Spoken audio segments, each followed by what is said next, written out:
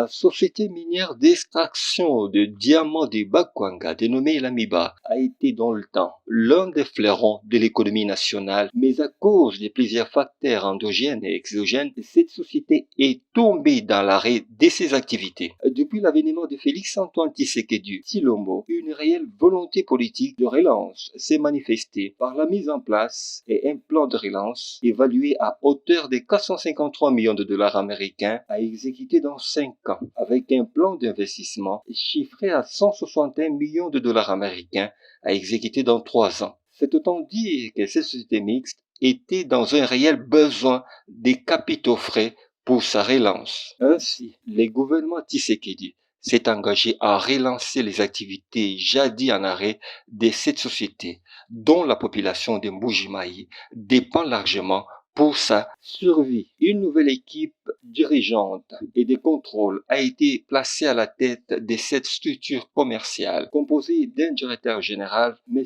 André Kabunda, d'un directeur général adjoint, M. Kazadi Mabika, et d'un président du conseil d'administration appelé M. Jean-Charles Okoto. Après sa prise de fonction, la nouvelle équipe dirigeante a décelé différents mots qui rongent cette société. Ainsi, des stratégies managériales ont été arrêtées pour relancer cette société victime de la vastuité et de la destruction de son outil de production, d'une criante insuffisance d'énergie électrique et d'un personnel agonisant. C'est ce qui explique la conclusion d'un marché entre cette société et un investisseur étranger qui devra fournir à l'Amiba des engins dont elle a besoin pour faire tourner ses activités. C'est ce vendredi 1er mars, en cours et en présence des membres du conseil d'administration, que ce protocole fut conclu par le directeur général de cette compagnie. Objectif visé est relancer tant soit peu les activités de l'Amiba. Qui a été sanctionnée par l'Assemblée générale en administrant, en orientant la direction générale, c'est-à-dire le comité de gestion, de descendre sur le lieu et de nous avoir accompagnés afin de faire l'état des lieux de l'Amiba. On ne peut pas commencer quoi que ce soit. Chose qui a été faite, nous avons dû même féliciter le comité de gestion qui a mis au moins 2 mois, parce que le travail était immense. Le premier constat est que l'Amiba était agonissante. Arrêt de la production totale, pas d'outils de transport pour le travailleur, pour le personnel. Le personnel s'est déplacé à pied et avec des retards énormes. Et vous savez très bien, une fois 1 heure, 2 heures de retard à l'Amiba, au polygone, les répercussions sont très néfastes ultérieurement. Et au vu de cet état des lieux, nous avons examiné pendant 1 semaine pour chercher des voies et moyens comment sauver l'Amiba et quelle thérapie administrer pour que l'Amiba se réveille. Sur ce, nous avons trouvé 3 axes. D'abord, sur le plan énergique plutôt. Sans énergie, et comme il y a toujours, nous sommes arrivés à 1 mégawatt qui nage souvent entre 2 et 1, cela ne permet pas la production de l'Amiba, moins encore de la ville de Kinshasa, pardon, de Mbuji-Mayi. Qui dit Miba, qui dit Mbuji-Mayi, dit Miba. De 2, nous avons trouvé les outils presque exfoliants. C'est peut-être un cimetière des engins. Et nous nous sommes dit, il faut absolument trouver des moyens nécessaires pour nous équiper. Nous avons trouvé certaines machines en panne, faute d'un fil d'huile, faute d'un piston, avec les moyens locaux. Nous nous sommes dit, pour qu'on soit crédible, pour qu'on respecte le modèle du chef de l'État, nous ne devons pas nous arrêter, attendre et demander au gouvernement de venir nous assister. Quand bien même que le gouvernement conjugue des efforts avec la paie partielle du personnel et de nos succursales. C'est à ce titre-là que nous avons repris la production partiellement. Aujourd'hui, on vient de réaliser à peu près 53 ou 47, entre 58 et 47 000 carats de diamants que nous tendons à vendre tant soit peu pour qu'on puisse avoir des moyens d'aider le gouvernement dans cette démarche-là. Cela a reflété et cela a attiré aussi l'attention des investisseurs.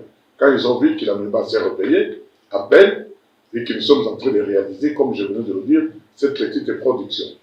C'est comme ça que parmi les entreprises qui nous ont tendu la main, Aujourd'hui, la MIBA, après des études, plus de 4 mois, nous avons obtenu l'aval de le conseil d'administration pour travailler ensemble avec une société appelée Centre-Ville, où nous avons encore les efforts de pouvoir mieux identifier l'entreprise.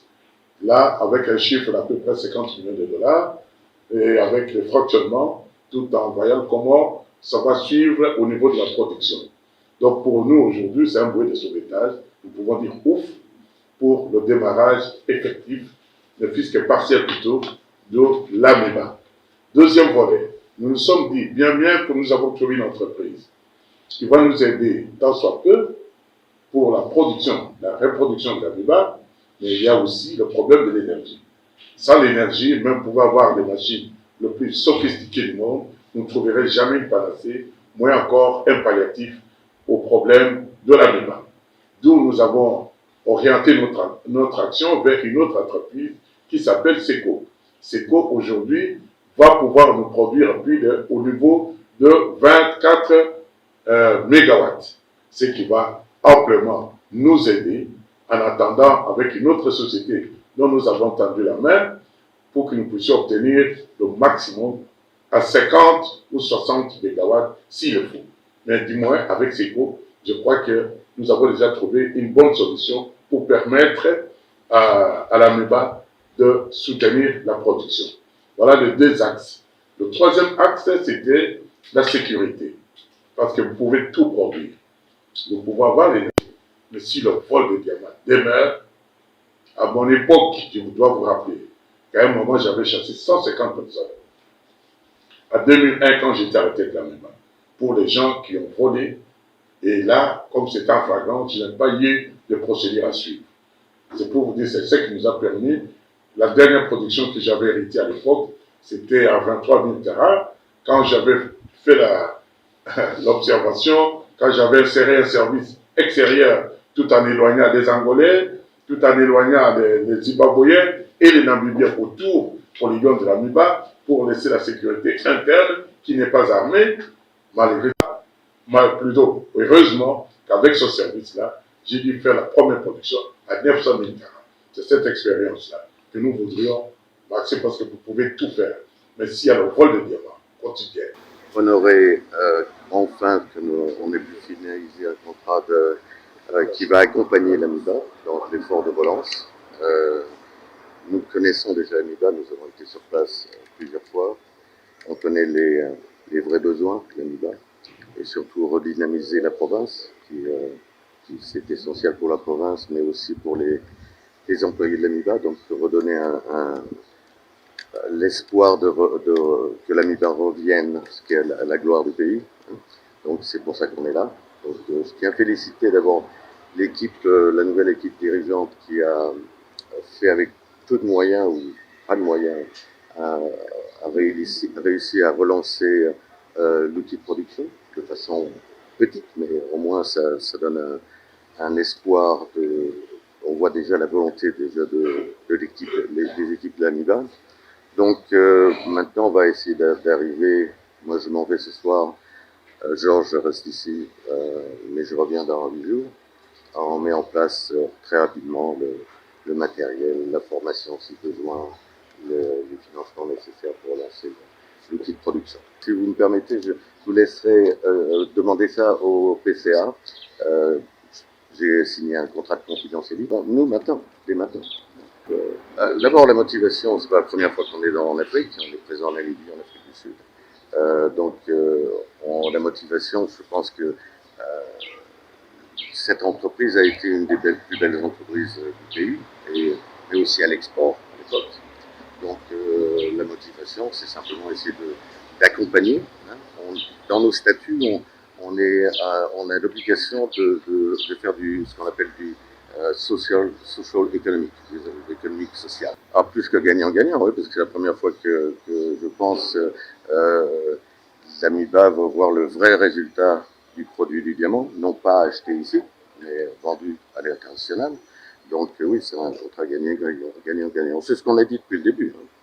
Y compris avec les différents ministères avec qui nous avons parlé, C'est notre approche. Jean-Charles Okoto, PCA MEBA. Patrick Sagas, PDG de la société étrangère. Nous espérons que cette relance de la MEBA, un signe de la volonté politique du chef de l'État, va redonner du sourire non seulement aux cadres et agents de la MEBA, mais également à toute la population de Mbuji-Mayi.